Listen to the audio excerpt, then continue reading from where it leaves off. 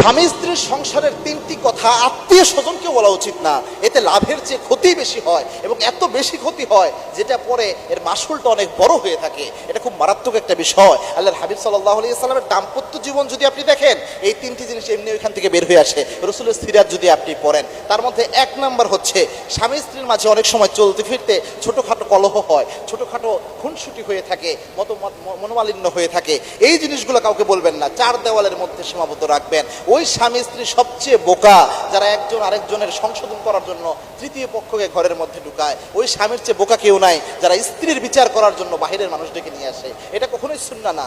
আল্লাহর হাবিব সাল্লাল্লাহু আলাইহি ওয়াসাল্লামের জীবন দেখেন, রাসূল সাল্লাল্লাহু আলাইহি ওয়াসাল্লাম যদি তার স্ত্রীরা কখনো মনোমালিন্য হতো, স্ত্রীরা যদি কখনো রাগ করতো, অভিমান করতো, আল্লাহর হাবিব সাল্লাল্লাহু আলাইহি ওয়াসাল্লাম পেরেশান হয়ে যেতেন কিভাবে স্ত্রীর রাগ ভাঙানো যায়। আল্লাহর হাবিব সাল্লাল্লাহু আলাইহি ওয়াসাল্লাম সর্বোচ্চ চেষ্টা করতেন এবং আল্লাহর হাবিব সাল্লাল্লাহু আলাইহি ওয়াসাল্লাম স্ত্রীদের মন ভালো করতেন। এটাই ছিল রাসূলের সুন্নাহ।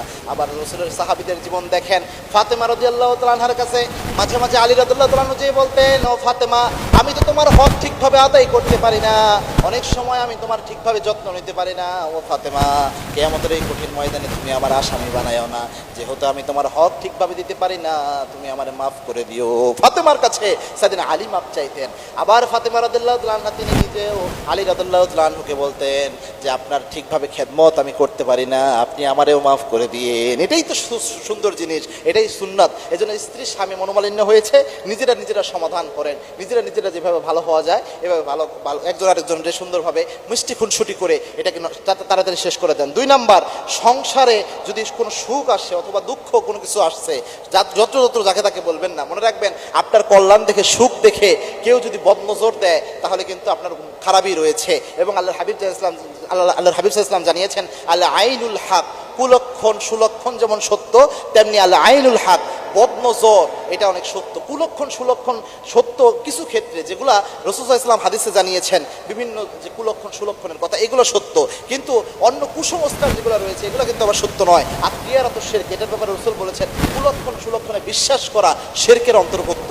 তবে কিছু কিছু আলামত রাসূল বলেছেন এই জিনিসগুলোর কারণে, এই আলামতগুলো থাকলে এই ক্ষতি হয়। এরকম কিছু যেমন রাসূল সাল্লাল্লাহু আলাইহি ওয়াসাল্লাম বলেছেন যে তোমরা 60টা ক্ষতিকারক দিক থেকে বাঁচো, তাহলে তোমরা সফল হবা। এরকম বহু ক্ষতিকারক আলামত রাসূল দিয়েছেন। এই ধরনের কুলক্ষণে জিনিসগুলো সত্য, যেগুলো হাদিসে আসছে। কিন্তু বাকি আমরা যে অনেক সময় ঘর ঝাড়ু দিলে রাতের বেলা এই সমস্যা, নাকফুল না পড়লে এই সমস্যা, হাত চুলকালে এটা হয়, তারপরে ঘর থেকে বের হওয়ার সময় বাধা আসলে এটা হয়, এগুলো আবার শিরকের অন্তর্ভুক্ত, এগুলো বিশ্বাস করা যাবে না। এই জন্য স্বামী স্ত্রীর ঘরের মধ্যে যদি কোনো সুখ আসে, দুঃখ আসে, যত্র যাকে তাকে বলবেন না, এটা মারাত্মক একটা ইফেক্ট ফেলে। 3 নাম্বার হচ্ছে কোনো পরিকল্পনা, ধরেন স্বামী স্ত্রী কোনো প্ল্যান নিয়েছেন, পরিকল্পনা